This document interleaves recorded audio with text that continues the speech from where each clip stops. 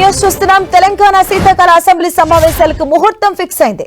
ఈ నెల 29 నుంచి అసెంబ్లీ సమరం మొదలు కాబోతుంది. ఈ మేరకు గవర్నర్ జిష్ణుదేవ్ వర్మ ఆమోదంతో తెలంగాణ అసెంబ్లీ కార్యదర్శి నోటిఫికేషన్ జారీ చేశారు. 3 లేదా 4 రోజుల పాటు అసెంబ్లీ సమావేశాలు జరిగే అవకాశం ఉంది. అసెంబ్లీ సెషన్ ప్రారంభమైన తర్వాత సమావేశాలు ఎన్ని రోజులు నిర్వహించాలి అనే దానిపై బీఏసీ సమావేశంలో నిర్ణయం తీసుకోనున్నారు. ఈ నెల 29న బీఏసీ సమావేశం జరగబోతుంది. శీతాకాల అసెంబ్లీ సమావేశాల్లో కృష్ణా గోదావరి నీటి కేటాయింపులు, పాలమూరు, రంగారెడ్డి సహా పెండింగ్ ప్రాజెక్టులపై సమగ్రంగా చర్చ నిర్వహించాలని ప్రభుత్వం భావిస్తున్నట్టుగా తెలుస్తుంది.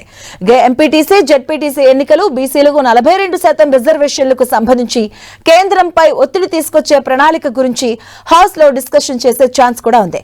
ఓవైపు కృష్ణా గోదావరి నీటి కేటాయింపుల విషయంలో ప్రభుత్వంపై కేసీఆర్ విమర్శలు చేయడం, మరోవైపు ఆయనకు కౌంటర్ గా అసెంబ్లీకి రావాలని సీఎం రేవంత్ రెడ్డి సవాల్ విసరడంతో ఈ సెషన్స్ పై ఉత్కంఠ నెలకొంది.